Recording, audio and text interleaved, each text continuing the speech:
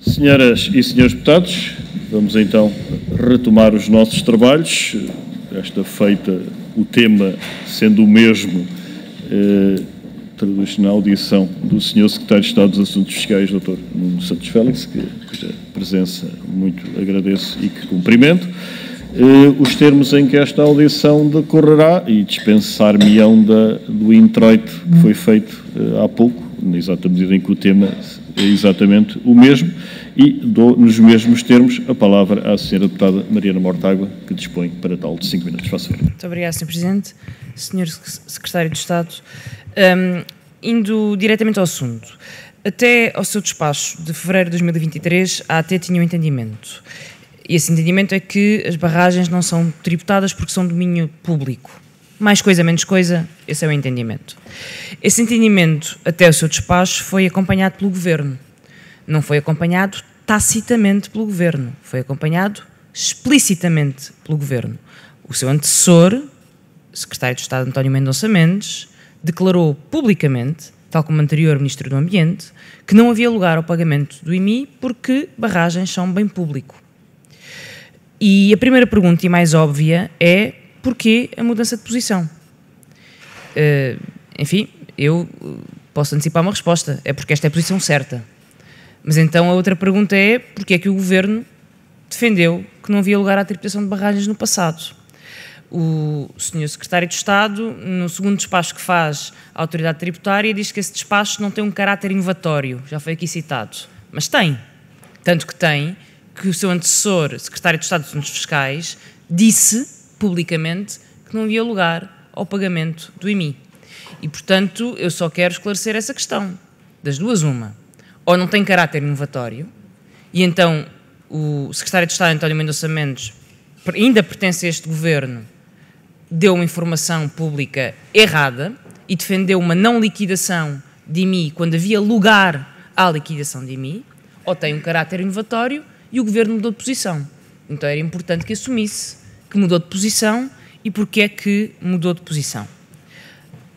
O segundo grupo de questões tem a ver com os despachos que foram feitos e sobre a resposta da Autoridade Tributária. Primeira questão, o primeiro despacho que é feito em fevereiro foi ou não foi cumprido? É muito simples.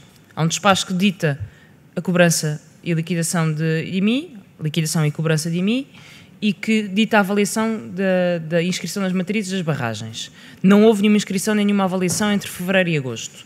E, portanto, é importante compreender se esse despacho foi incumprido ou não foi incumprido. A avaliação da Autoridade Tributária é que foi inteiramente cumprido. Quero saber se essa é a sua avaliação. Segunda questão.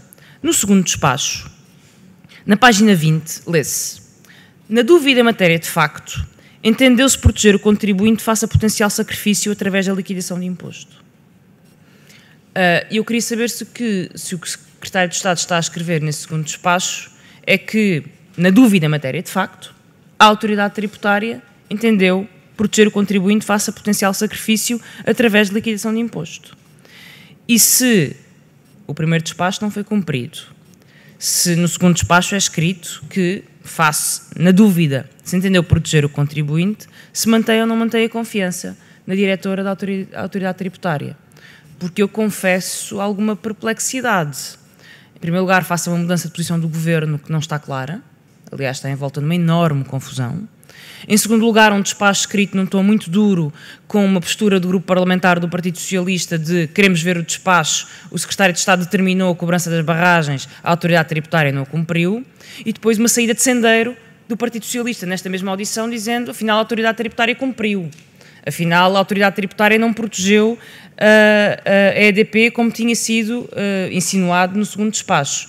E, portanto, Sr. Secretário de Estado, o que procuramos é clarificações para estas confusões, para a atitude da Autoridade Tributária e para as decisões do Governo. Porque uma coisa sabemos, o IMI das barragens não foi liquidado.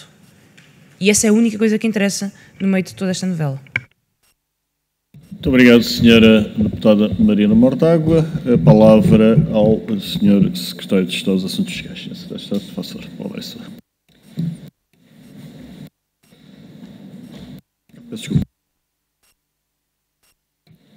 Muito Muito obrigado, Sr. Presidente da Comissão.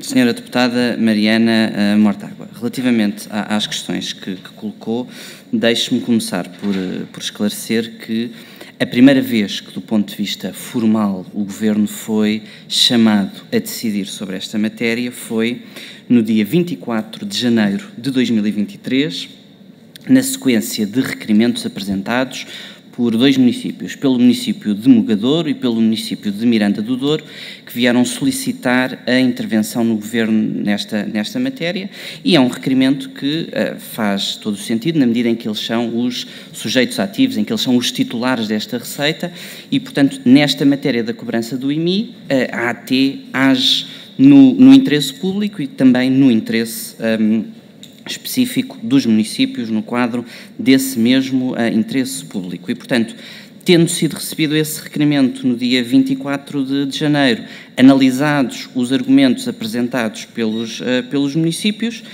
emiti depois um despacho, alguns dias depois, no dia 3 de fevereiro. Quanto ao facto deste despacho ter ou não um caráter inovatório, isto prende-se com a história, com a evolução dos vários entendimentos nesta matéria. Portanto, em dezembro de 2015, a autoridade tributária tinha um entendimento, citando o famigerado parecer do Conselho Consultivo da Procuradoria-Geral da República, que concluía pela sujeição a IMI de determinadas tipologias de aproveitamentos hidroelétricos.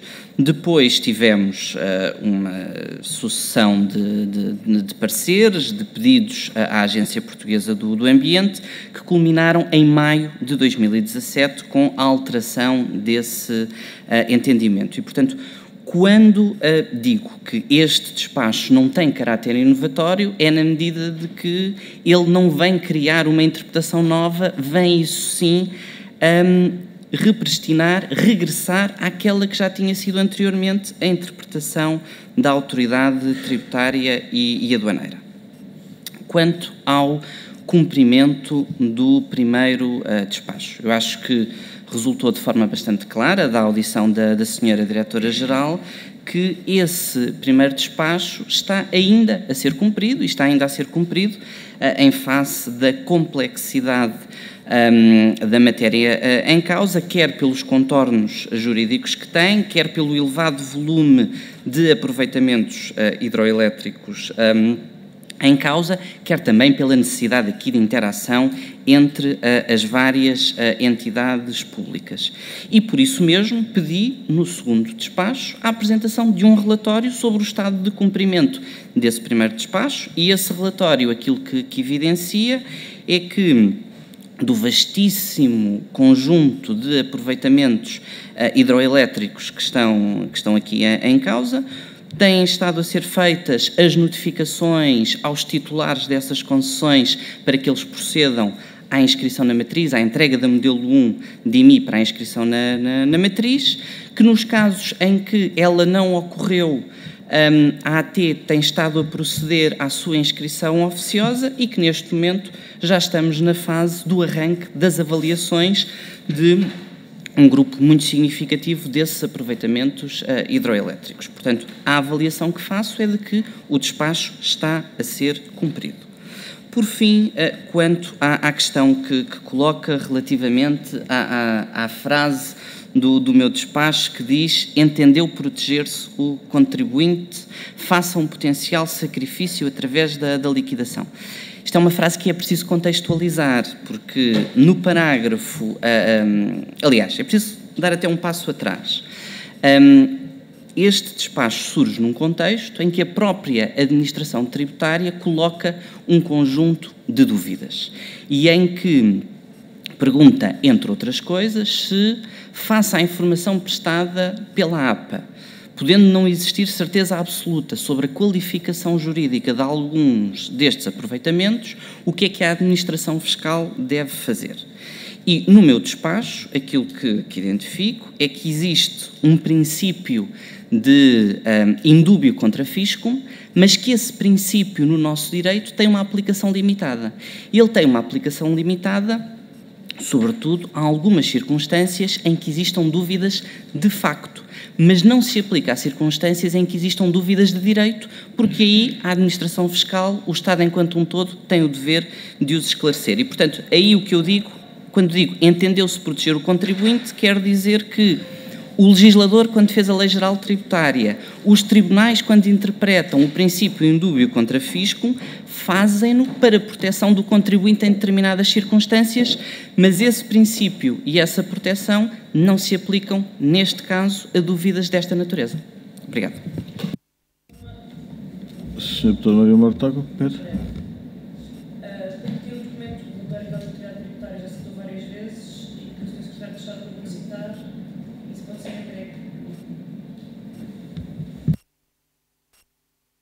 Senhora Deputada, temos todo o gosto em entregá-lo, falo-emos até ao final do dia, na medida em que o relatório, na parte em que identifica contribuintes concretos, está sujeito a sigilo fiscal e, portanto, teremos de rasurar essas referências concretas. Muito obrigado, Sr. Secretário de Estado.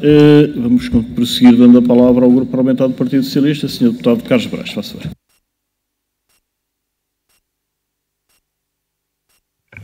Muito obrigado, Sr. Presidente, senhoras e senhores deputados, Sr. Secretário de Estado.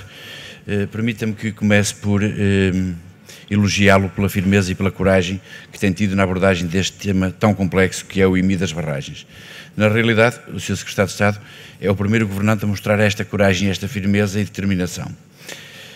E quero também saudá-lo pelo despacho 222 de setembro, que nos foi disponibilizado e que constitui uma belíssima súmula de tudo o que é legislação aplicável, histórico da atuação das diversas entidades e até uma compilação de jurisprudência. Aliás, na audição anterior a esta, da Sra. Diretora-Geral da Autoridade Tributária, foi elogiado o seu despacho, sendo referido que tinha, inclusive, conforto histórico. Mas as questões que eu lhe queria deixar, Sr. Secretário de Estado, são as seguintes. Como vê o conjunto de esclarecimentos que a Autoridade Tributária suscitou ao seu parecer número 46 de fevereiro? Terá sido Vossa Excelência pouco claro? Estaria a AT, em face da complexidade técnica da matéria, a tentar ganhar tempo? E como classifica a trajetória aparentemente titubeante da AT quanto aos entendimentos da inscrição, avaliação e liquidação de IMI das barragens? Porque sabemos que a determinada altura elas foram promovidas, depois foram suspensas ou desativadas e agora estão outra vez a seguir o seu curso normal. Por outro lado, queria também ouvi-lo sobre o receio que a AT vem manifestando, ou que foi manifestando ao longo deste processo, sobre a possível litigância dos sujeitos passivos. Há nas questões que a AT suscitou várias vezes manifestado esse receio de haver litigância por parte dos sujeitos passivos. Obviamente, quem paga impostos recorre e socorre-se de todas as armas que tem ao seu dispor e a litigância jurídica é uma delas. Também, como se afigura evidente a todos, estamos em outubro, caminhamos a passos largos para o final do ano e, mais uma vez, a liquidação do IMI das barragens está por fazer. É evidente que caducará mais um ano de imposto. O que é que se pode dizer às autarquias e que conclusões é que o Sr. Secretário de Estado tira deste facto? Depois ia falar na questão do relatório que foi solicitado no ponto 2 das conclusões do seu despacho, mas entretanto a Sra. Deputada Mariana Mortágua já fez também o pedido, o Sr. Secretário de Estado já nos disse que ele foi entregue e, portanto, que o disponibilizará e nós teremos todo o gosto em recebê-lo. E para já era tudo. Muito obrigado, Sr. Secretário de Estado. Muito obrigado, Sr. Deputado Carlos Brás. A palavra então ao Sr. Secretário de Estado dos Assuntos Fiscais. Faça, Sr. Secretário de Estado. Muito obrigado, Sr. Presidente da Comissão, Sr. Deputado Carlos Brás. Antes de mais, permita-me declinar o elogio que me dirigiu, na medida em que no exercício das minhas funções tenho limitado a cumprir aquelas que são as obrigações nesta matéria e tenho a firme convicção de que, se não estivesse aqui eu, se estivessem outros no mesmo lugar, que as decisões seriam as mesmas, designadamente face ao requerimento que recebemos dos municípios em 24 de janeiro. Quanto à questão que colocou sobre a sucessão dos despachos, o primeiro despacho e o segundo despacho, eu acho que é preciso contextualizarmos quer um, quer outro. O primeiro despacho veio a consagrar aquilo que foi uma mudança de entendimento por parte da Administração Fiscal, regressando àquele que tinha sido um entendimento anterior. E, portanto, face à existência de um despacho do Secretário de Estado, que ao invés de ser meramente concordante com uma qualquer informação produzida pela autoridade tributária, mas sendo exarado na sequência de um requerimento dos municípios, depois, na implementação desse mesmo despacho, a autoridade tributária e aduaneira sentiu necessidade de ter um conforto adicional, de tentar acautelar que, de facto, a forma como estava a implementar aquele despacho correspondia à orientação que resultava daquele primeiro despacho. E, se me permite, senhor deputado, é também por isso que o segundo despacho é, de certa forma, um despacho mais assertivo. E é assertivo no sentido de, por um lado, esclarecer todas as questões que possam permanecer para que não haja dúvidas nesta matéria, mas também assertivo no sentido de devolver à autoridade tributária e aduaneira aquele que é o domínio da implementação e da aplicação deste entendimento. Sempre fui um grande defensor daquilo que deve ser a autonomia técnica da autoridade tributária e aduaneira e, portanto, não deveria ser o Secretário de Estado sobre a aplicação daquele despacho a cada um dos casos concretos, a cada uma das barragens, a pronunciar-se sobre isso. Esse deve ser o trabalho da autoridade tributária, estando enquadrada naquele mesmo entendimento. E, portanto, o segundo despacho é uma afirmação daquela que deve ser a autonomia técnica da administração na implementação daquele mesmo entendimento, naturalmente respeitando aquelas que são as competências e as atribuições de cada um dos órgãos. Quanto ao receio da litigância, nós aí não estamos a falar de uma qualquer questão teórica. Quando nós olhamos para as estatísticas da carteira de dívida da AT, nós vemos que temos mais de 10 mil milhões de euros que aguardam decisão dos tribunais. E, por isso, é compreensível que o tema da litigância esteja sempre bastante presente na atuação da autoridade tributária e aduaneira. Naturalmente, isto não quer dizer que o receio da litigância ou o receio de que em determinadas matérias possa existir maior litigância seja o critério determinante para a atuação da AT, porque o critério determinante tem de ser o entendimento relativamente àquele que é o princípio da legalidade, àquilo que decorre da lei. E esse entendimento foi fixado por aquele primeiro despacho, por remissão para aquele que já tinha sido o entendimento anterior da administração e daí, como referi há pouco, não ter a natureza inovatória.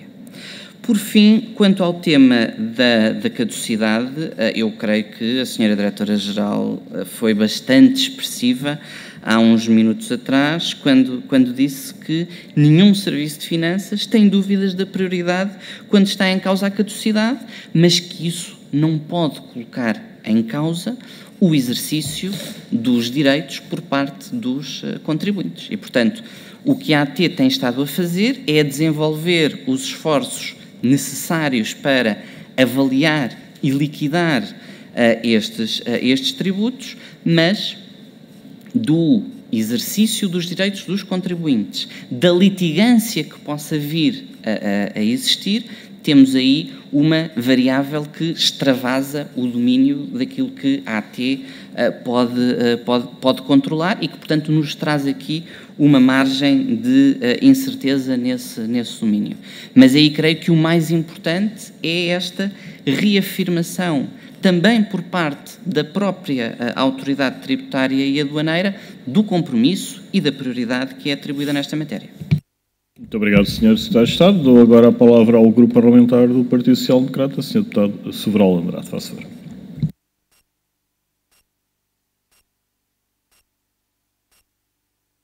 Sr. Presidente, Sr. Secretário de Estado, caras e caros colegas, estamos aqui no seguimento da audição anterior, que vejo que acompanhou, ainda bem, que se vai ajudar aqui a tratar algumas matérias, a tratar da tributação das barragens.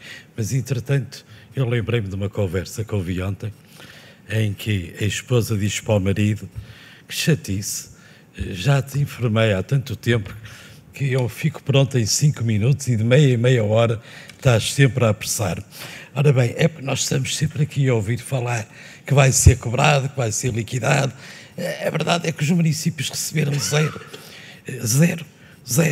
E isto é que me importa a mim, enquanto representante dos eleitores que votam para a Assembleia da República.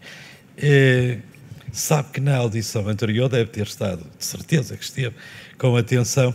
Eu, ao fim de meia hora, chamei a atenção que ainda ninguém da AT se tinha referido ao prejuízo que os municípios estão a ter com esta matéria. Zero referências.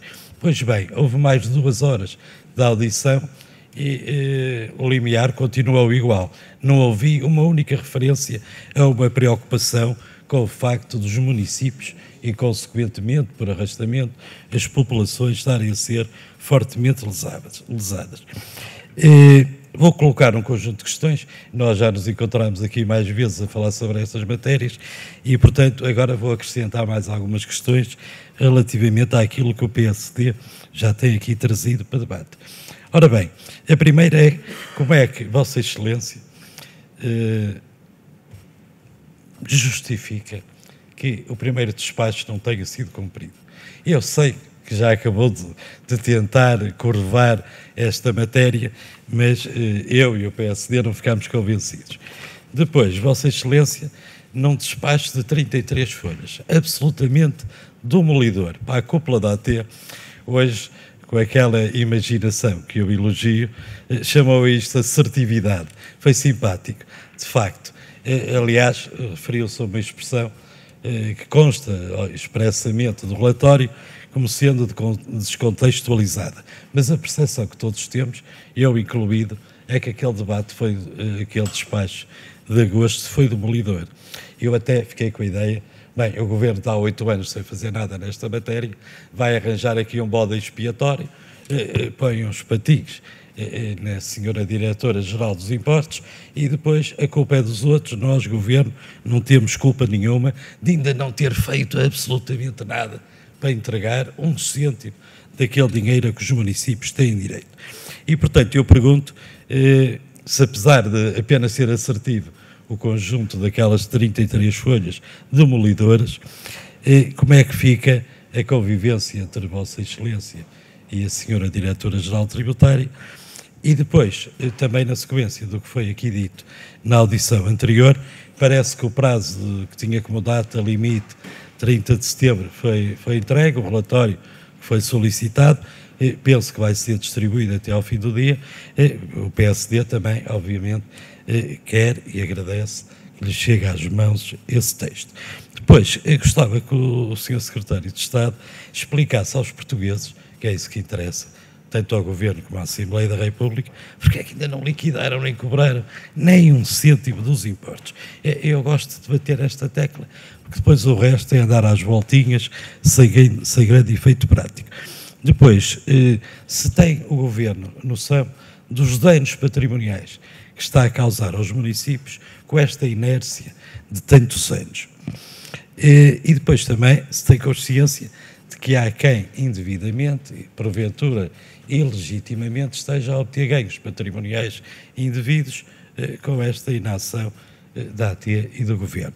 Concretamente, quanto ao IMI de 2019, quando é que Vossa Excelência prevê que sejam efetuadas as notificações para efeitos de poderem ser usados os meios de defesa através do pedido de segunda avaliação, por causa da questão que já temos tratado anteriormente, da caducidade? Depois, queria também que Vossa Excelência nos esclarecesse sobre qual é o critério que está a ser seguido para a avaliação do valor patrimonial tributário uma vez que a minha percepção e a percepção do PSD é que a AT não aprendeu nada e o Governo parece também não ter aprendido muito mais com a jurisprudência do Supremo Tribunal Administrativo com referência à tributação das eólicas, porque tanto quanto é conhecido o critério, o percurso cognoscitivo que foi seguido para tentar tributar essa fonte de energia, como Vossa Excelência sabe, certamente, acabou por conduzir à anulação das liquidações. O que eu pergunto é, se confirmar que o critério que vai ser seguido para as barragens é o mesmo, se Vossa Excelência não entende que, para além da questão da caducidade do 2019, também os anos subsequentes estão condenados a não serem cobrados, podem ser liquidados, aí já não é questão da caducidade, não vão ser cobrados porque vão ser anulados através do recurso à via judicial. Muito obrigado. Depois, nas segundas e terceiras rondas, eu aborreço mais um bocadinho. Muito obrigado, Sr. Deputado Sobral Lembrado. Também dispunha de 5 minutos, receei que tivesse de recordar de meia em meia hora. Sr. Secretário de Estado dos Cascais, a palavra é sua. Faço. Muito obrigado, Sr. Presidente, e pedindo também antecipadamente alguma tolerância, porque faço a vasta lista de questões. Desde logo, quanto à preocupação para com os municípios. Tive a oportunidade de explicar anteriormente que o primeiro despacho surge precisamente na sequência do requerimento que foi apresentado pelos municípios, compreendendo as suas preocupações, compreendendo a sua argumentação jurídica. E, portanto, estamos todos, eu atrever-me a dizer todos nesta sala, sintonizados com aquela que é a preocupação dos municípios e aquela que é a preocupação das populações. E também por isso, daí a necessidade por parte da autoridade tributária e aduaneira de fazer um trabalho exaustivo e bem fundamentado neste domínio, para que os atos que sejam praticados tenham a maior solidez possível. Nós, se formos a ver, nós temos o código do IMI em vigor, se não me falha a memória, há cerca de 20 anos. Nesses 20 anos, tivemos algumas das barragens a terem estado inscritas na matriz e a serem tributadas. Mas a serem tributadas com base em valores patrimoniais, porventura, bastante inferiores àqueles que resultam de uma avaliação feita hoje adequadamente segundo os critérios previstos no código do IMI. O que é que isto quer dizer? Quer dizer que teria existido um caminho fácil para a autoridade tributária e aduaneira, que teria sido aproveitar as avaliações que existiam. Mas isso teria sido uma resposta direta e imediata, mas que não salvaguardava verdadeiramente a preocupação dos municípios e das populações. E por isso, o caminho que foi gizado logo no meu despacho e que tem estado a ser percorrido pela autoridade tributária e aduaneira é no sentido de vamos fazer da melhor forma possível, vamos avaliar com o maior rigor. E por isso ligava já esta questão à última questão que colocou, relativa aos critérios utilizados em sede desta avaliação. Como a Subdiretora-Geral na área dos impostos sobre o património teve a oportunidade de explicar, houve durante muitos anos intensa litigância sobre a tributação das eólicas. E nessa litigância houve duas questões em que a AT acabou por ser, em larga medida, vencida. A primeira, no sentido de dever existir uma tributação unitária do conjunto do parque eólico e não torre a torre, e a segunda, no sentido de a tributação incidir sobre aquilo que é construído ou edificado e não incidir sobre as partes móveis, digamos assim, da torre eólica, designadamente das pás. E, portanto, o que a autoridade tributária e aduaneira fez foi transpor aquilo que foi o resultado de anos de litigância em torno dos parques eólicos para a realidade dos aproveitamentos hidroelétricos, tentando aqui evitar o repetir de uma série de decisões jurisprudenciais desfavoráveis à administração, porque neste caso ir por um caminho que o Supremo Tribunal Administrativo já decidiu que não é o caminho indicado em termos de código do IMI seria negativo para a AT, seria negativo para os próprios dos municípios. Relativamente à questão sobre quando serão feitas as primeiras notificações, eu acho que teve aqui os interlocutores mais adequados para colocar essa questão anteriormente, mas estando neste momento a decorrer as avaliações, tendo sido atribuída a necessária prioridade a essas avaliações, tenho a convicção de que será muito brevemente. Por fim, quando o senhor deputado diz que tinha a sensação de que alguém poderia aqui querer arranjar um bode expiatório, senhor deputado, é não me conhecer. Nunca me passaria pela cabeça arranjar qualquer bode expiatório, até se há uma nota que perspassa pelos dois despachos, é precisamente uma assunção plena das responsabilidades e dos entendimentos nesta matéria. Dito isto, devo dizer que tenho uma relação diária de trabalho com a senhora Diretora-Geral. Podemos nem sempre ter decisões concordantes, mas esses são os checks and balances também do nosso sistema, em que cada um dos titulares tem e assume as suas responsabilidades. E, naturalmente, entre os despachos, não deixamos de trabalhar noutras matérias, como também nesta matéria. E, por isso, quando afirmo aqui que o primeiro despacho está a ser cumprido, isso decorre também desta dinâmica e desta relação de trabalho. O que não quer dizer que, de facto, o segundo despacho não seja efetivamente assertivo, e é assertivo pelas duas razões que já aqui expliquei. Por um lado, porque, existindo dúvidas, era importante esclarecê-las de uma vez por todas, e, por outro lado, também para reafirmar a confiança naquela que é a autonomia técnica da AT para implementar as orientações, porque não pode nem deve ser a tutela a decidir a aplicação do entendimento genérico a cada um dos casos concretos. E nessa medida o despacho diz sim, agora a competência para implementar isto é da AT e há confiança na AT para que o faça, para que o cumpra. Aliás, por definição, não poderia ser de outra forma, o Secretário de Estado tem confiança na AT e tem confiança em quem exerce os seus cargos dirigentes e também nos seus trabalhadores. Muito obrigado, Sr. Secretário de Estado dos Assuntos Fiscais. A palavra agora ao Grupo Parlamentar do Chega, ao Sr. Deputado Rui Afonso, que dispõe igualmente de 5 minutos. Faça favor, Sr. Deputado. Muito obrigado, Sr. Presidente. Cumprimento as senhoras e senhores deputados, cumprimento o Sr. Secretário de Estado.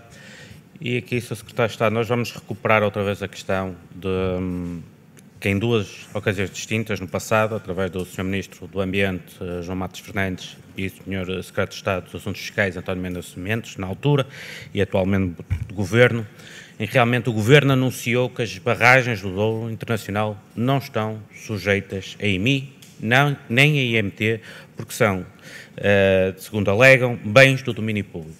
O Sr. Secretário de Estado ainda utilizou o argumento que se tratam de bens de interesse público.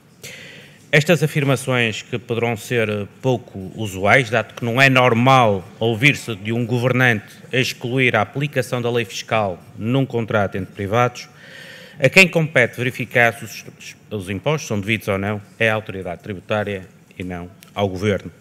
E para que esta instituição funcione sem ser condicionada pela tutela política, penso que teria sido prudente que os dois governantes não tivessem decidido qualquer tipo de afirmação sobre esta matéria. Acresce ainda que o Sr. Ministro do Ambiente da altura afirmou na Assembleia da República, na audição da Comissão de Ambiente em 27 de janeiro de 2021, que não conhecia os contratos de transmissão das concessões daquelas barragens. Também, se não conhecia, não percebo como é que efetivamente são aquelas afirmações em que realmente não era devido nem o pagamento de IMI nem o pagamento de IMT. E, entretanto, houve um volte-face em que realmente chegaram à conclusão que, afinal, quer através dos despachos do Sr. Secretário de Estado e do parecer da PGR, que efetivamente as barragens deveriam pagar IMI, aliás, deveriam pagar IMI desde que foram construídas em 1960, não é? E, portanto, daqui resulta o tal despacho que o Sr. Secretário de Estado diz que foi reforçado por um segundo despacho. Eu questionei a Sra. Diretora da Autoridade Tributária sobre a questão, porque nós consideramos que o primeiro despacho não foi cumprido pela Autoridade Tributária e que, entretanto, houve a necessidade de fazerem um segundo despacho. A Sra. Diretora da Autoridade Tributária, conforme também disse o Sr. Secretário de Estado, disse que o primeiro despacho estava a ser cumprido. Eu perguntei-lhe então porque é que foi emitido o segundo despacho. E ela, por simplesmente, a senhora Diretora pediu-me para o questionar a si diretamente, porque realmente as informações que deu, digamos, na intervenção precedente, penso que não chegaram então à Diretora da Autoridade Tributária. E, portanto, acho que era bom, e que pergunto se efetivamente não houve aqui alguma falta de articulação entre o Governo e a Autoridade Tributária. Por último, eu gostaria de falar relativamente à caducidade do direito à liquidação, nomeadamente do IMI de 2019.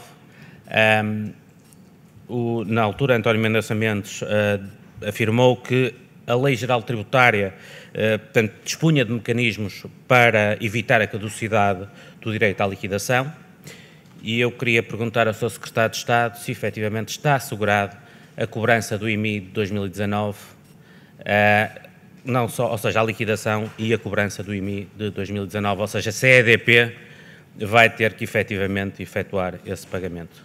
É só. Muito obrigado. Muito obrigado, Sr. Deputado Rui Afonso. A palavra ao Sr. Secretário de Estado dos Assuntos Fiscais, Nuno Santos Félix. Faça o Sr. Secretário. Muito obrigado, Sr. Presidente da Comissão. Muito obrigado, Sr. Deputado Rui Afonso. Nestas matérias, nós temos de estabelecer uma separação muito nítida entre duas questões. Por um lado, aquele que foi o famigerado negócio da venda de um conjunto de barragens e, por outro lado, a liquidação e cobrança do IMI sobre a generalidade das barragens. Quanto ao primeiro, que foi aqui mencionado pelo Sr. Deputado, tendo o Ministério Público anunciado publicamente a existência de uma investigação criminal nessa matéria e sendo, ainda para mais, a Autoridade Tributária e Aduaneira órgão de polícia criminal nesse âmbito, não me competiria a mim, de forma alguma, tecer qualquer tipo de consideração nessa matéria. Relativamente à questão que colocou sobre a caducidade, também aqui é preciso distinguirmos entre a matéria da venda e a matéria do IMI. A nossa legislação prevê que, se existir uma investigação criminal, crime fiscal, sobre determinada matéria, que isso faz suspender o prazo de caducidade. E aí o prazo de caducidade alarga-se até um ano depois do fim da investigação ou do fim do trânsito em julgado da decisão dos tribunais nessa matéria. E, por isso, não há risco de caducidade relativamente a eventuais impostos decorrentes ou relacionados com a venda das barragens. Questão diversa prende-se com a tributação em sede de IMI. Aí, nessa matéria, aplicam-se as regras gerais em termos de caducidade, nos termos dos quais o Estado apenas pode liquidar e cobrar para os 4 anos anteriores. É esse o período de caducidade. Liquidando nesse prazo de 4 anos. Depois, para cobrar, tem um prazo de prescrição mais alargado. E aí Nessa matéria, tivemos aqui a garantia por parte da senhora Diretora-Geral de que nenhum serviço de finanças tem dúvidas da prioridade quando está em causa a caducidade, mas que ainda assim é necessário acautelar o cumprimento daqueles que são os direitos dos contribuintes, a também reagirem no âmbito do procedimento tributário, o que nos pode levar, pelo exercício de alguns desses meios de defesa, a adiar o cumprimento deste desiderato da liquidação e cobrança do IMI. Na medida em que há aí uma variável que já não depende só da atuação da administração, mas depende dos contribuintes acionarem um conjunto de meios, da forma como os acionam, quais os meios que acionam. Por fim, quanto à questão que me colocou sobre por que motivo é que foi emitido o segundo despacho. Bom, o segundo despacho foi emitido porque a própria Autoridade Tributária e Aduaneira me colocou um conjunto de questões. E, portanto, a partir do momento em que há um primeiro despacho, a AT informa que está a cumprir esse despacho no sentido de recolher e preparar toda a informação necessária para avançar com as notificações, com as inscrições, com as avaliações, mas que, sem prejuízo de estar a fazer esse trabalho, tem um conjunto de dúvidas, então, pois, claro, compete-me a mim, que emiti o primeiro despacho, esclarecer todas e quaisquer dúvidas que foram suscitadas relativamente a esse primeiro despacho. E assim foi, Sr. Deputado. Muito obrigado. Muito obrigado, Sr. Secretário de Estado. A palavra agora ao Grupo Parlamentar da Iniciativa Liberal, Sr. Deputado João Coutrinho de Figueiredo. Faça favor, até 5 minutos. Muito obrigado, Sr. Presidente. Senhoras e Srs. Deputados, mais uma vez. Sr. Secretário de Estado, sou mais um que junta a voz ao pedido de recepção do relatório, já está respondido, e não vou fazer provavelmente perguntas, vou adotar um método um bocadinho menos socrático, o filósofo, que tem aqui um conjunto de afirmações que gostava que comentasse. Vou fazê-lo assim porque não tenho a certeza se acredito nelas, ao ponto de fazer perguntas assim mais incisivas, assertivas, diria o Sr. Secretário de Estado. Mas coisas que ouvimos aqui nesta audição, na sua e na anterior, que me levam... gostava que comentasse isto, porque são afirmações que, se eu transformar são afirmações potenciais, se eu transformar em afirmações reais, podem ser graves. Já se ouviu aqui que a exclusão dos equipamentos da avaliação que está a ser feita, por um lado, incorpora aquilo que chamou as lições da avaliação e dos contenciosos à volta das eólicas. Por outro lado, foi aqui referido que abre também, porta outro tipo de litigâncias, na medida em que os edifícios em si não são unidades produtoras de energia, não são aproveitamentos hidroelétricos e, portanto, toda a discussão acabava por ter que voltar ao princípio e isso abrir também uma outra porta de litigância. Gostava que comentasse. Segunda afirmação, gostava que comentasse. A AT devia recorrer a peritos externos. Há bocado mencionei isto a propósito dos peritos externos jurídicos, porque a senhora Diretora da Autoridade Tributária e Aduaneira diz que não tem especialistas em direito administrativo no seu grupo interno de juristas, e eu digo que para matérias desta magnitude, desta importância, desta complexidade, é bom que eles existam. Se não tiverem aproveitamento pleno dentro da AT durante todo o tempo, se recrutem fora. A senhora Diretora diz que recrutar pessoas individuais ou coletivas, que sejam também contribuintes, gera uma relação menos transparente. A Autoridade Tributária gosta de manter a distância e a sua reserva em relação a isso. Mas acabámos de ouvir que contrata peritos de avaliação externos, que também são contribuintes. Portanto, se há necessidade de recorrer a determinados serviços especializados para determinadas áreas que não existem internamente, nestas de aconselhamento jurídico para matérias desta importância e desta gravidade, não vejo, sinceramente, porque aqui isso há de ser um anátema. E acho que para processos que podem representar centenas de milhões de euros de receitas para os contribuintes e neste caso, para os municípios, isso devia ser algo que não se devia excluir. Terceira afirmação. Este caso da cobrança e da potencial liquidação de IMI mostra que a estrutura dos 85 serviços de finanças autónomos está obsoleta. porque também soubemos na audição anterior que foram os serviços centrais que tiveram que analisar cada um dos contratos de concessão, porque há serviços de finanças que têm 3, 5, 8 funcionários, nenhum deles com capacidade de analisar o contrato de concessão, nenhum deles com capacidade de definir se aquele determinado bem é ou não é parte do domínio público e se deve ou não ser tributado e de que forma deve ser avaliado.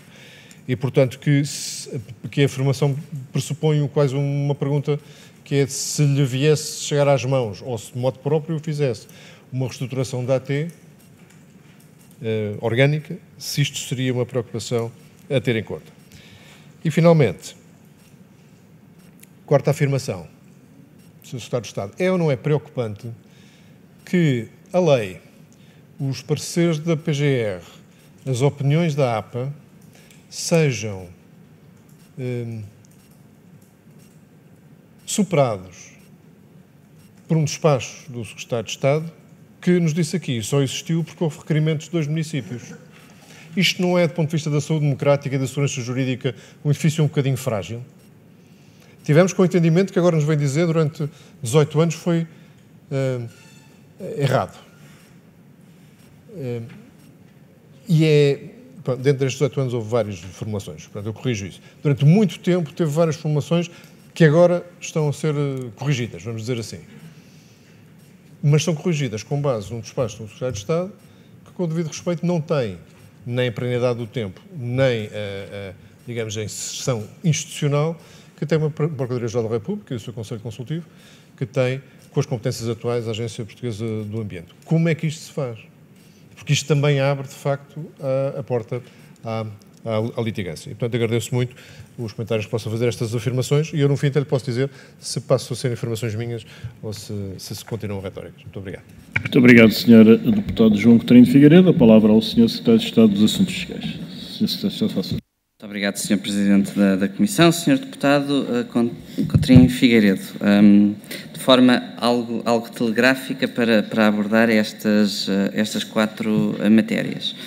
Relativamente à exclusão dos equipamentos, tal qual ela foi transmitida pelos serviços centrais da AT aos peritos avaliadores, a avaliação jurídica que existe por parte da AT é que essa exclusão corresponde àquele que tem sido o entendimento do Supremo Tribunal Administrativo e não avaliam essa exclusão como gerando um risco de litigância adicional. Portanto, é essa a informação que tenho da parte da Autoridade Tributária e Aduaneira nesse domínio. Quanto à segunda questão do recurso a peritos externos, de facto estamos, por coincidência, a falar de uma matéria em que a AT até recorre a peritos externos para fazer as avaliações. Os peritos avaliadores têm algumas centenas de peritos avaliadores pelo país, precisamente porque a avaliação de um imóvel exige um conjunto de conhecimentos do ponto de vista da arquitetura, da engenharia, do urbanismo, que não são o core business da administração. Mas deixe-me dizer-lhe que já aconteceu em diversas circunstâncias. Em algumas delas aconteceu enquanto eu era subdiretor-geral da AT e patrocinado, entre aspas, por mim nessa qualidade, o recurso a serviços especializados, sobretudo de universidades, em domínios técnicos que se cruzavam com o domínio tributário, que eram condição necessária para se poder avançar do ponto de vista fiscal, mas que não se tratava propriamente da interpretação e aplicação de normas fiscais, mas de conhecimentos de outros ramos do saber sobre os quais o direito fiscal iria incidir. E, portanto, não é inédito, já existiu, temos vários exemplos disso. Em terceiro lugar, quanto aos serviços de finanças e à autonomia dos serviços de finanças. Bom, desde logo, a salientar que não são 85 serviços de finanças. 85 serviços de finanças são aqueles que estão envolvidos neste processo na medida em que têm aproveitamentos hidroelétricos. Nós em todo o país, nós temos um princípio que está consagrado na orgânica da AT, no sentido de ter sempre pelo menos um serviço de finanças em cada município e depois, nos municípios de maior dimensão, então, pontualmente, ter mais do que um serviço de finanças. E a inscrição desta obrigação na orgânica da AT, que se não me falha a memória foi feita em 2016, deveu-se a uma afirmação do princípio da presença do Estado no território, do apoio às populações e desta proximidade que também deve existir entre a administração fiscal e os cidadãos. Isto não quer, no entanto, dizer que, a nível decisório, as competências devam necessariamente ser todas exercidas ao nível do Serviço de Finanças. Pelo contrário, tem existido, ao longo dos anos, um movimento de regionalização ou de centralização do exercício de uma parte significativa dessas competências. Fizemos isso recentemente em relação à execução fiscal, na medida em que os processos eram, por lei anteriormente tramitados, sempre e só no Serviço de Finanças, e passámos a prever na lei que o responsável pela tramitação dos processos de cobrança coerciva era o dirigente regional, mas esse dirigente regional tinha a possibilidade de, em face da diversidade da realidade no seu território, ter uma geometria variável. No fundo, o que é que isso permitiu? Permitiu que, em algumas zonas do país, essa competência tivesse sido concentrada na direção de finanças a nível regional, noutros casos tivesse sido agregada em alguns serviços de finanças que assumiram a tramitação dos processos do seu município e dos processos dos municípios vizinhos, e em algumas outras zonas do país em que continuaram a ser tramitados essencialmente nos serviços de finanças, permitindo também fazer aquilo que foi um balanceamento das cargas de trabalho, ou seja, distribuir os processos e a tramitação dos processos pelos recursos especializados nos locais onde os tínhamos. Falta, no entanto, ou esse passo ainda não foi dado em relação àquilo que são os impostos sobre o património, na medida em que são impostos em que existe uma proximidade maior à realidade local. No entanto, no âmbito do PRR, temos previsto um passo que vai ser importante e que pode potenciar também essa transição ao nível dos impostos sobre o património, que se prende com a digitalização dos arquivos dos serviços de finanças neste domínio do património. Porque se eu, para praticar um ato, tiver de ir ao arquivo e o arquivo estiver num determinado local, temos aí uma limitação significativa que é superada a partir do momento em que esse arquivo possa estar acessível à distância de um clique a partir de outra ponta. Por fim, quanto à última questão, relativamente à segurança jurídica e à evolução nestes últimos 20 anos, pelo menos desde que temos a vigorar o código do IMI. Em dezembro de 2015, quando a AT emite a orientação para os serviços, no sentido de que os aproveitamentos hidroelétricos, em geral, devem estar sujeitos a IMI, devem ser inscritos, deve ser liquidado o imposto, na introdução dessa instrução é dito identificámos que até aqui existiam interpretações e aplicações dispares pelos serviços e, portanto, emitimos esta instrução e este entendimento para uniformizar a aplicação para todo o país. Isto para dizer que não há um entendimento que tivesse vigorado de forma unânime durante 18 anos e que depois, a dada altura, tivesse sido revertido. E creio que estamos todos de acordo que esta é uma matéria de elevada complexidade, não só na sua aplicação prática, mas também do ponto de vista jurídico. E é também por isso que eu tenho feito questão de frisar, quer nos despachos, quer nestas intervenções, de que o meu despacho não pretendeu ser inovatório e pretendeu, outro sim, remeter para aquele que seria o corolário lógico do parecer da Procuradoria-Geral da República, que tem força obrigatória nessa medida para os serviços.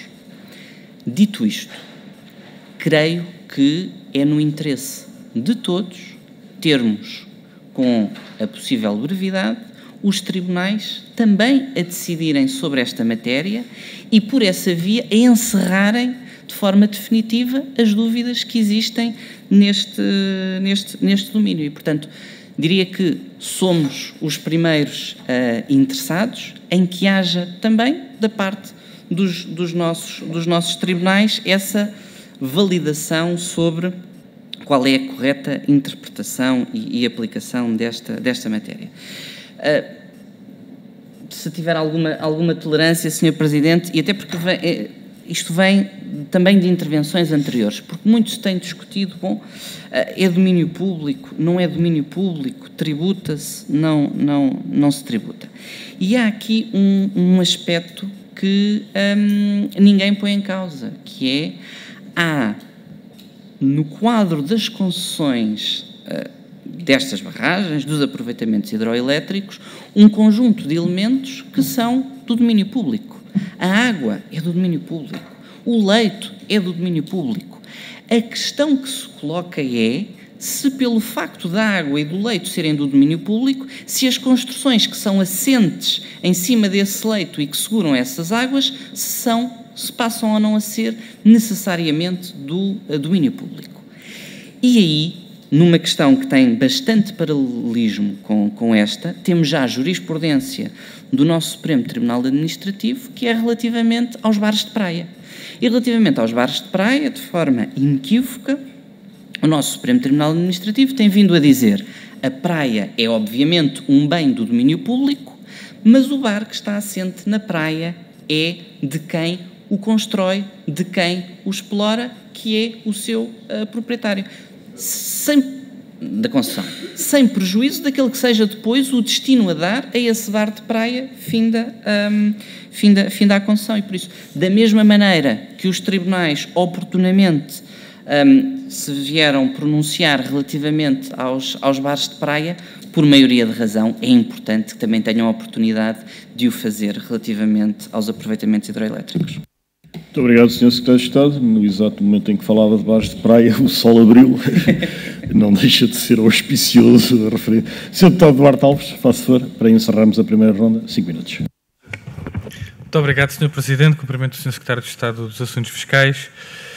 E já disse aqui, num certo recuo da assertividade que se verifica neste despacho de agosto, que o despacho de fevereiro está a ser cumprido. Ora, se o despacho de fevereiro estivesse a ser cumprido, não teria sido necessário o despacho de agosto.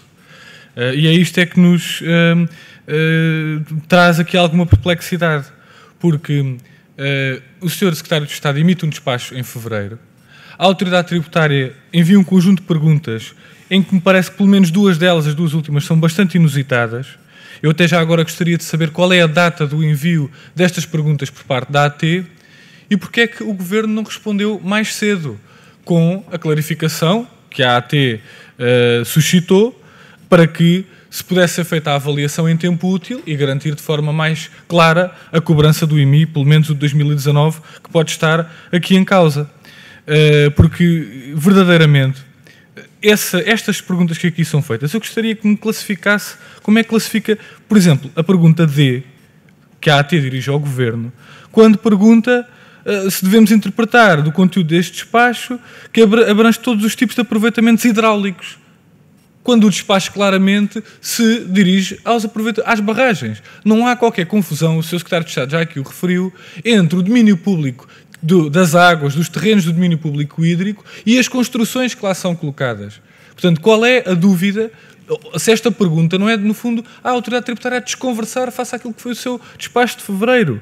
E depois, na pergunta seguinte, diz: se a leitura dos contratos de concessão pela AT resultar que os bens são de domínio público, ainda assim ficava até obrigado à sua inscrição face a este despacho do Secretário de Estado. Ou seja, aqui a autoridade tributária procura citar contratos como se os contratos fossem aquilo que definisse, qualquer contrato definisse a característica de um bem como sendo ou não prédio para efeitos de IMI. Ora, não são os contratos que vão determinar isso, como é óbvio, e é como a autoridade tributária sabe.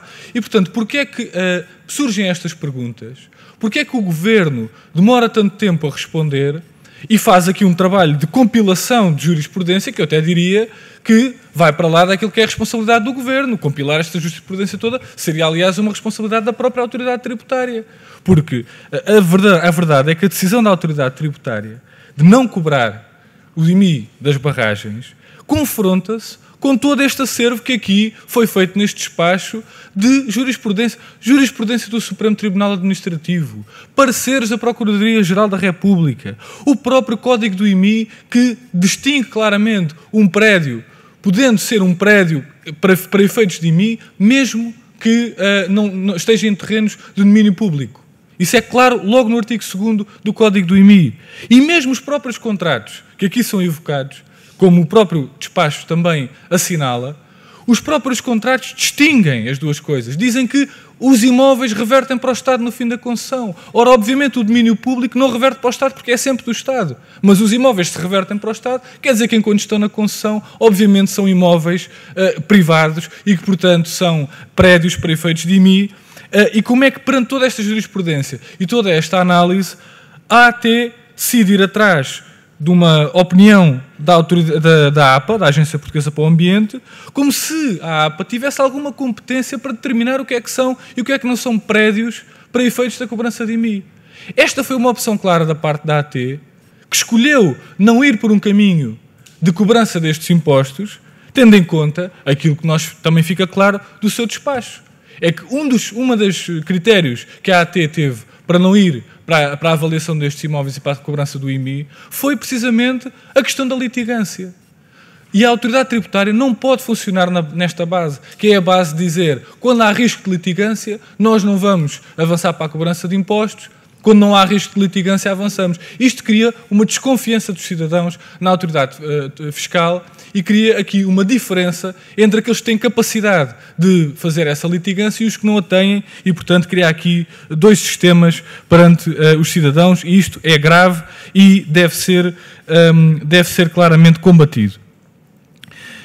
E depois, gostaria de questionar também o Sr. Secretário de Estado relativamente ao facto desta alteração da interpretação da AT ter sido feita no âmbito do recurso aos centros de arbitragem, a uma forma privada de justiça, onde tantas vezes o erário público sai prejudicado.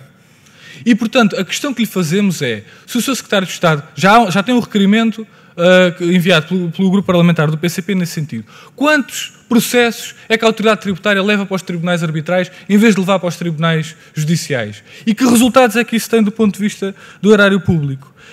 E, Sr. Secretário de Estado, este recuo que nós vemos da sua parte na assertividade que está prevista neste despacho, nós gostaríamos de questionar como é que comenta as afirmações do seu antecessor, do Secretário de Estado dos Assuntos Fiscais, António Mendonça Mendes, que na altura corroborou esta interpretação da autoridade tributária. E neste momento a interpretação do Governo é a contrária da que teve há um tempo atrás. Como é que comenta, de facto, essa alteração de posição? E, portanto, gostaríamos também de saber se desta vez nos pode dar a garantia da cobrança do IMI em 2019, algo que na última audição em que falámos sobre esta matéria não nos deu essa garantia de forma clara. Gostaríamos de saber se agora, com tudo o que se passou, nos pode garantir que o IMI de 2019 será cobrado. Muito obrigado. Muito obrigado, Sr. Deputado Duarte Alves. E então, para concluirmos esta primeira ronda, a palavra ao Sr. Secretário de Estado dos Assuntos Fiscais. Muito obrigado, Sr. Presidente da Comissão, Sr. Deputado Duarte Alves. Sejamos claros, não há qualquer recuo da minha parte, qualquer recuo da parte do Governo. Se hoje me voltassem a ser colocadas as mesmas questões que foram, a resposta voltaria a ser exatamente a mesma. E, portanto, não existe qualquer tipo de recuo. Aliás, a necessidade do segundo despacho surge precisamente do facto de terem sido colocadas questões. Tendo as questões sido colocadas, era necessário dar resposta às mesmas. E dar resposta em dois sentidos. Por um lado, de forma a que não subsistissem quaisquer dúvidas. Por outro lado, deixando claro que, sem prejuízo de a alteração de entendimento ter decorrido de uma decisão, de um despacho do Governo, que era a AT que competia agora, na prática, implementar e utilizar aquele entendimento nas decisões que se impusessem nos diversos casos concretos. Quanto à relevância jurídica do contrato no âmbito dos aproveitamentos hidroelétricos, é um elemento, é mais um elemento a considerar, mas naturalmente, como o Sr. Deputado disse, quase citando o meu despacho, o contrato não se poderia sobrepor à lei, pelo contrário, o contrato deve ser interpretado de acordo com a lei.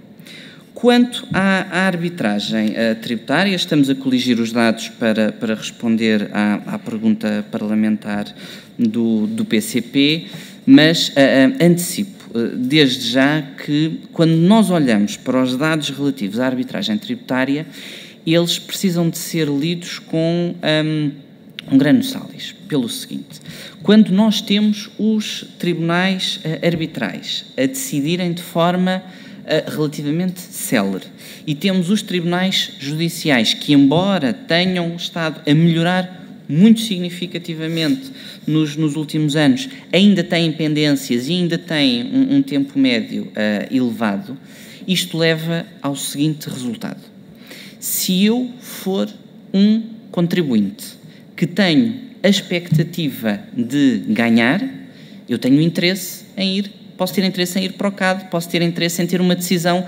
mais rápida.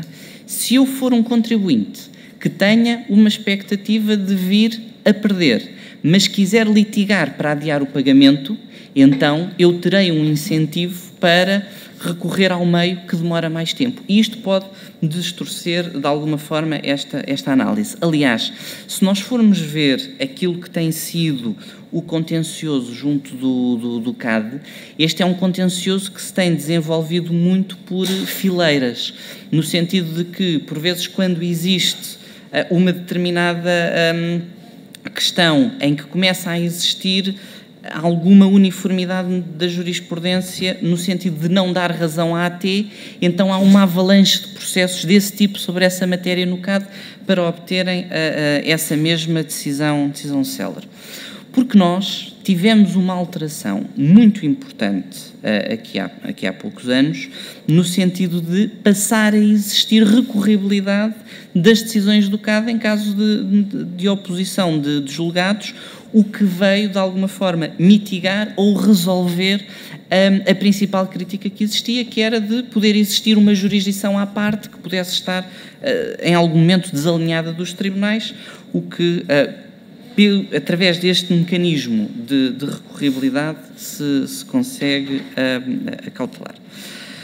Por fim, quanto à cobrança do IMI relativo a 2019, mantenho o que disse na minha audição anterior e o que disse já aqui hoje em resposta a outros senhores deputados. A informação que tenho da parte da AT é que estão a ser desenvolvidos os procedimentos para que as avaliações sejam feitas muito brevemente.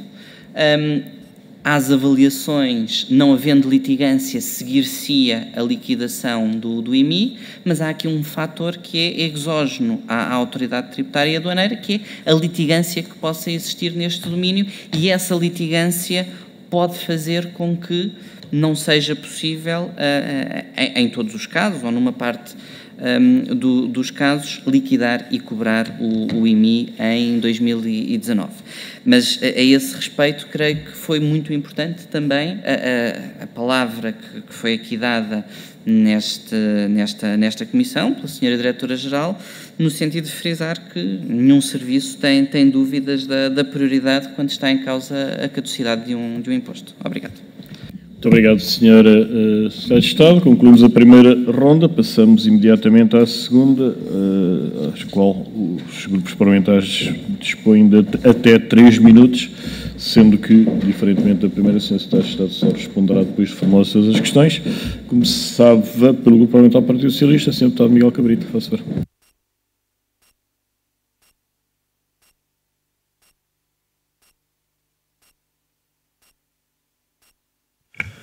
Sr. Presidente, senhores deputados, começar por cumprimentar o Sr. Secretário de Estado, permitir-me começar esta intervenção por saudar a tomada de posição sobre esta matéria que tem sido reiterada.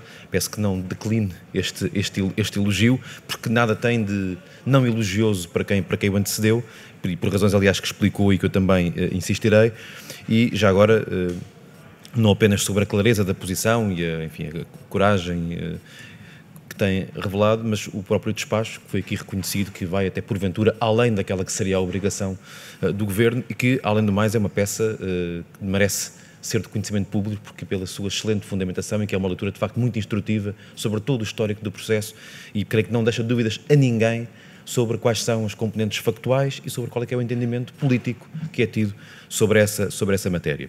E agradeço-lhe também o facto de vir aqui hoje, nessa linha, desmontar alguns dos mitos que porventura possam subsistir e que têm, aliás, sido invocados em outras intervenções. Bem, desde logo, em primeiro lugar, como referiu, não houve, na verdade, qualquer inação do Governo. Aliás, se alguma coisa distingue este Governo dos anteriores, é ter agido, e por uma boa razão, que foi que, num determinado momento, os sujeitos ativos que seriam beneficiados pela cobrança do IMI, vieram colocar expressamente, formalmente ao Governo e pedir ao Governo para tomar uma posição sobre esta matéria, coisa que o Governo fez tempestivamente, porque creio que até poucos dias ou menos de um mês depois de ser interpelado o Governo formalmente por alguns dos municípios, é exarado um despacho com o teor que conhecemos, o primeiro despacho que veio a exarar. E, portanto, não houve qualquer inação, houve, pelo contrário, ação, e aquilo que podemos chamar inação anterior, e creio que todos compreendem, é que numa matéria de grande complexidade jurídica e que suscitou entendimentos diferentes por diferentes entidades, naturalmente que a Autoridade Tributária, a APA, tiveram tomadas de posição. Nós hoje podemos questionar a validade e a justeza dessas tomadas de posição, mas tendo em conta a complexidade da questão que está em causa, e quem já exerceu cargos executivos percebe isso perfeitamente, perante posições que são tomadas por entidades que têm autonomia técnica nesta matéria, aquilo que compete em primeira linha ao membro do Governo é acompanhar essas posições e fazer-se valer da confiança que tem na dimensão técnica e jurídica das avaliações que são feitas. Nós podemos, e fazemos-lo aqui, questioná-las, mas em primeira linha é essa também a orientação que se compreende, e foi essa linha que foi seguida, porque se a Autoridade Tributária não tem escritórios de advogados a trabalhar em algumas matérias, seguramente os gabinetes governamentais também não os têm a todo momento e para todos os processos, e portanto, quando recebem uma informação, devem naturalmente tomá-la como válida e como fundamentada, como aliás foi, embora possamos discordar desses fundamentos. Depois gostaria de concluir a minha intervenção referindo que não devem ficar, e creio que já o referiu aqui de modo muito claro, quaisquer dúvidas sobre a posição quer do Governo, quer do PS sobre esta matéria. É o princípio da legalidade tributária que deve guiar a ação do Estado nesta matéria, é o ressarcimento dos territórios que têm barragens implantadas que deve ser tido em conta e, portanto, aquilo que gostaria de lhe pedir muito sucintamente é uma avaliação de como está a ser feito o cumprimento dos despachos, que também esclareceu, e é um último mito que não referi, estão a ser cumpridos, e o segundo despacho pretendia apenas resolver dúvidas que eventualmente e que aparentemente existiam ainda sobre o primeiro. Muito obrigado. Muito obrigado, Sr. Deputado Miguel Cabrita. A palavra ao Sr. Deputado Several Andrade, do Parlamentar do PSD, também até 3 minutos, por favor. Estado, desfazer já aquele equívoco quanto à questão da moda expiatória, até porque aproveito para informar que é destinatário da minha estima pessoal e, portanto, obviamente que tendo entrado em janeiro deste ano e tendo logo começado a trabalhar, não encaixava no caixilho que eu aqui trouxe. Agora, este governo, partes 1, 2 e 3, tem 8 anos e teve um ministro chamado Matos Fernandes na pasta do Ambiente que foi altamente pernicioso para todo este processo e nós temos memória. E, portanto, quando eu falava em bode expiatório, era do governo partes 1, 2 e 3, desde aquele tempo em que nos queriam fazer acreditar que as vacas voavam, e o que nós vemos é que o que voou foi a receita dos municípios, porque ao fim destes 8 anos cobraram 0 e os municípios arrecadaram 0. Vossa Excelência não estava lá. Agora, o Ministro do Ambiente, Matos Fernandes, estava. A IAPA já aqui foi referida uma série de vezes ao longo da manhã como sendo sido obstaculizante de um desfecho diferente, ou tendo servido como pretexto para que o resultado fosse este. E quanto a isso, não vale a pena dizer mais. Depois, Vossa Excelência disse, com aquela habilidade e é um elogio, quando usou a assertividade, que aqui os fatores são exógenos, não é o governo. Pai, não, mas esperou 4 anos. Repare, esta questão da litigiosidade possível e previsível e de fatores externos não se punha com esta gravidade se tivessem a fazer há 2 anos atrás, tivessem feito o que agora estão a fazer. Provavelmente reconhece que tenho razão quanto a isso. Depois, queria colocar a questão seguinte.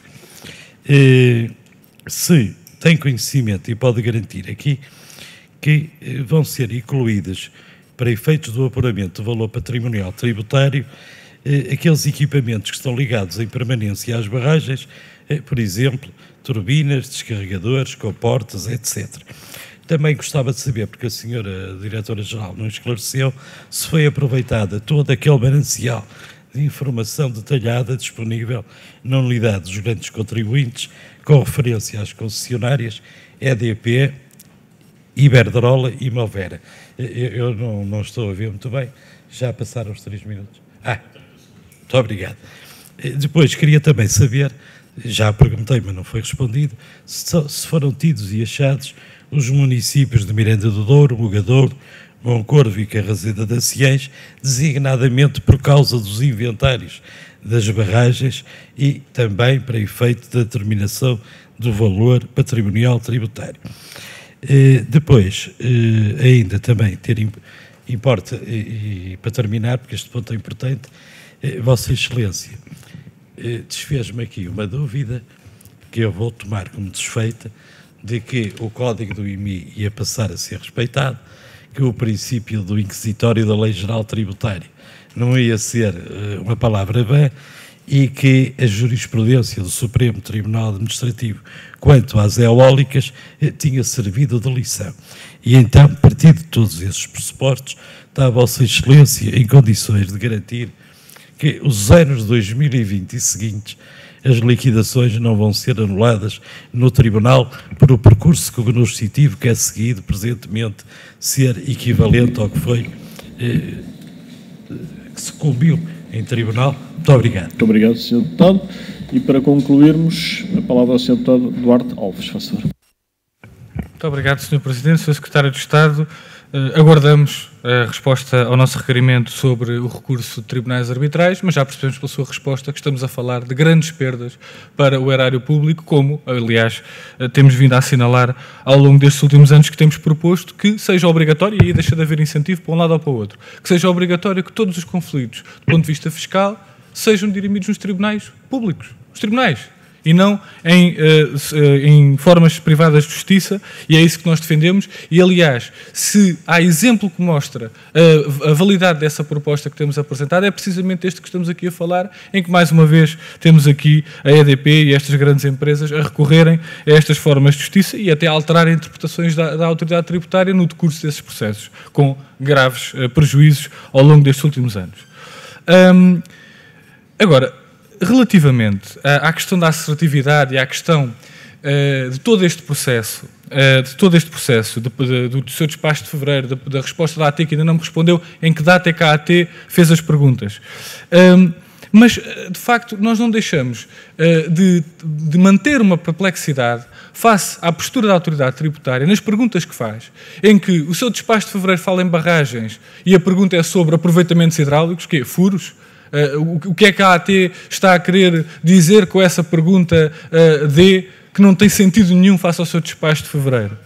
E depois, quando o seu despacho fala em interpretação da lei corroborada por pareceres da Procuradoria-Geral da República, por jurisprudência do Supremo Tribunal Administrativo, a AT responde com a análise de contratos, quando ainda por cima esses mesmos contratos distinguem claramente os edifícios do domínio público hídrico. Portanto, essas perguntas, não estamos aqui a falar de simples perguntas para a AT não pergunta, Sr. Secretário de Estado, diga-nos lá como é que nós podemos justificar ou podemos operacionalizar este despacho. Não. Estas são perguntas que revelam, na nossa análise, um claro objetivo de atrasar a implementação daquilo que era o seu despacho de fevereiro. De atrasar, de justificar a inoperância ao longo destes vários meses e que leva a um atraso na avaliação destes imóveis. E, portanto, perante este objetivo que a AT teve, nas perguntas que fez, que foi de atrasar o processo, o Sr. Secretário de Estado, que consequências é que tira? Que consequências é que tira do ponto de vista da própria direção da autoridade tributária? E depois, gostava mesmo que comentasse as afirmações do seu antecessor, porque o seu antecessor, em declarações públicas, corroborou a tese da EDP, corroborou a tese de que aqueles imóveis não eram sujeitos ao pagamento de IMI. E, portanto, se toda esta jurisprudência que o seu despacho assinala era tão clara como é, pareceres da Procuradoria-Geral da República, jurisprudência e por aí afora, e a própria análise do Código do IMI, como é que o Sr. Secretário de Estado classifica as afirmações do seu antecessor, que vão exatamente no sentido contrário daquelas que agora e bem este despacho veio clarificar? Muito obrigado. Muito obrigado, Sr. Deputado. E para responder, o Sr. Secretário de Estado dos Assuntos Fiscais dispõe de 12 minutos. Faça favor. Muito obrigado, Sr. Presidente da Comissão, senhores deputados. Quanto às questões que foram suscitadas pelo Sr. Deputado Miguel Cabrita, de facto, entre o requerimento dos municípios e o primeiro despacho, mediu um prazo relativamente curto, de cerca de, foram 10 dias, se não me falha a memória, mas também porque, quer dizer, devo dizer que os municípios expressaram de forma muito enfática toda a problemática e o impacto que a mesma tinha para os seus orçamentos e até do ponto de vista simbólico o que isto representava para as suas comunidades. De facto, não temos escritórios de advogados a assessorar-nos nesta matéria.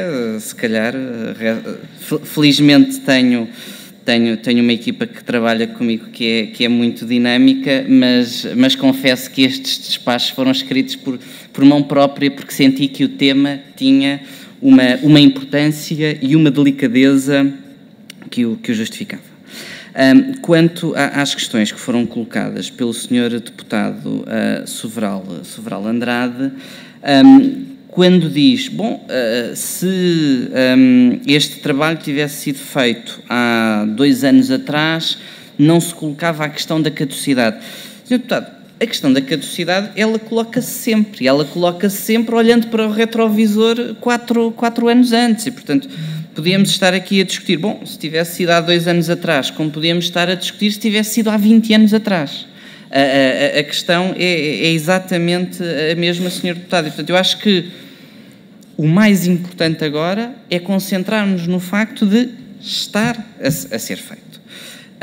Quanto à questão relativa aos equipamentos, turbinas, descarregadores, comportas, já entramos num domínio de uma grande tecnicidade. Eu creio que a Subdiretora-Geral da área do património deu aqui uma primeira resposta, mas disponibilizou-se também a prestar esclarecimentos adicionais, se depois for necessário.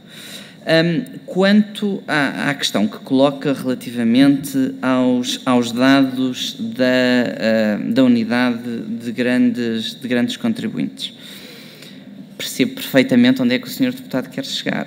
O Sr. Deputado pretende chegar àquela que é a contabilização destes ativos nas contas das empresas e quais é que devem ou não ser os seus reflexos. Eu aí acho que devemos olhar para essa questão específica de 2 perspectivas. Uma primeira perspectiva é o Código do IMI tem critério próprio para definir o que é prédio e tem um método específico de avaliação que não corresponde necessariamente aos critérios contabilísticos, por um lado.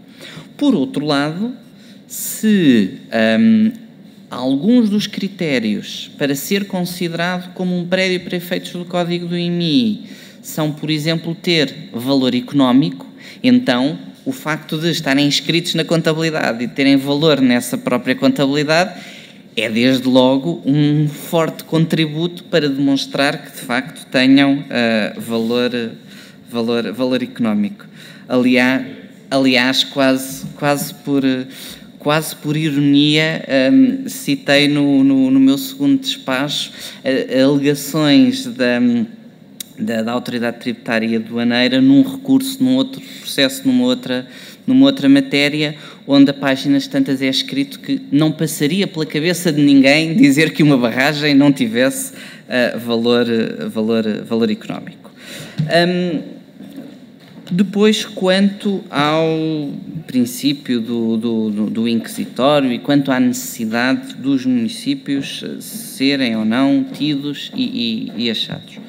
O segundo despacho versa também sobre essa matéria, no fundo, dizendo que, por um lado, há deveres de colaboração dos próprios contribuintes e, por isso, se a administração necessita de informação, deve então também procurar obter essa informação junto dos contribuintes, por um lado.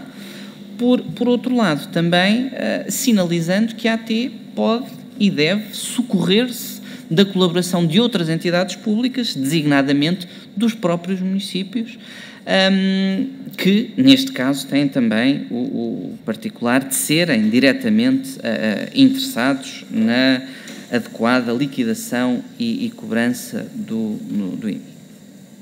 Por fim, quanto àquela que virá a ser a decisão dos tribunais para os anos 2020 e seguintes, não me compete a mim substituir-me aos tribunais. Aquilo que fiz foi olhar para o entendimento que existia da AT, citando um parecer do Conselho Consultivo da Procuradoria-Geral da República, órgão altamente respeitado, órgão cuja interpretação vincula os serviços da administração pública, mas que não vincula os tribunais. Num Estado de direito democrático como o nosso, os tribunais são independentes.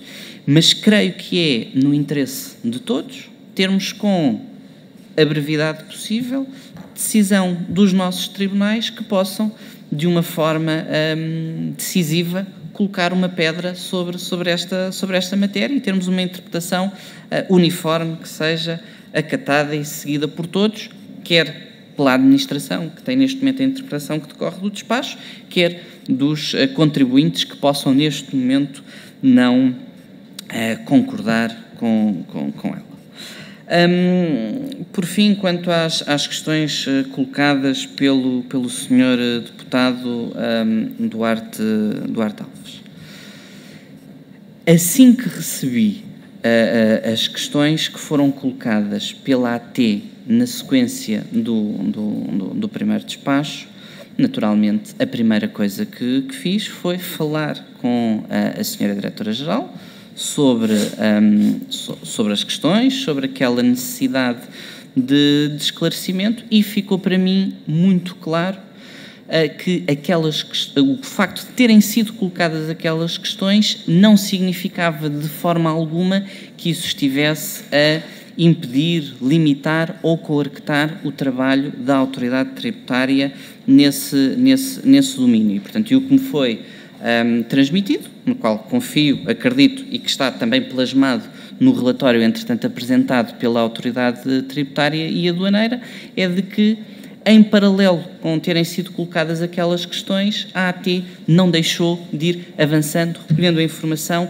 preparando o terreno, e que aquelas questões visavam, sobretudo, obter um conforto da tutela e uma garantia de que estavam a caminhar no sentido que era pretendido. Aliás, o meu primeiro despacho, se calhar já de forma algo previdente, dizia, bom, se houver questões adicionais, que elas sejam colocadas sem prejuízo de se irem acautelando todos os atos necessários para a liquidação e cobrança do IMI em tempo devido, e foi precisamente isso que a AT fez. Colocou as questões, mas não deixou de ir trabalhando nesse domínio. Por fim, quanto ao facto de o anterior titular desta pasta ter ou não corroborado o entendimento, eu acho que a Sra. Diretora-Geral da AT foi muito clara quando aqui disse, e passo a citar, não houve nenhuma articulação com o Governo em 2016, a quando da mudança de entendimento. Muito obrigado. Muito obrigado, Sr.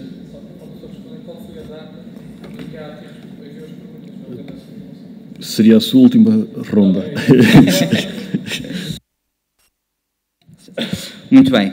Portanto, as questões foram colocadas pela AT no dia 26 de abril. No dia seguinte a ter recebido as questões, falei com a Sra. Diretora-Geral e acautelei que, independentemente das questões serem colocadas, que os trabalhos estavam a avançar, e dei também nota nessa altura de que estava a decorrer o processo legislativo relativo ao diploma do cadastro e que o meu despacho subsequente às questões deveria ser posterior à promulgação desse diploma pelo Sr. Presidente da República, só para acautelar se desse diploma surgisse a necessidade de esclarecer mais alguma questão, evitar um terceiro despacho nessa matéria, e esse diploma relativo ao cadastro acabou por trazer um contributo relevante nesta matéria, na medida em que prevê expressamente que os titulares das concessões são sujeitos para efeito de cadastrarem os imóveis dessas concessões, independentemente das concessões serem ou não edificadas em domínio público. Portanto, consentâneo com este entendimento que temos vindo a expressar. Obrigado. Muito obrigado, Sr. Secretário de Estado. Com isto concluímos as audições constantes no primeiro ponto da nossa ordem de trabalhos. Vamos só permitir que acompanhe o Sr. Secretário de Estado a saída da sala e prosseguimos já com os demais pontos, nomeadamente com a especialidade que ficou acordada a ser feita hoje para poder integrar o guião de votações. A todos que acompanharam também o Sr. Secretário. Muito obrigado.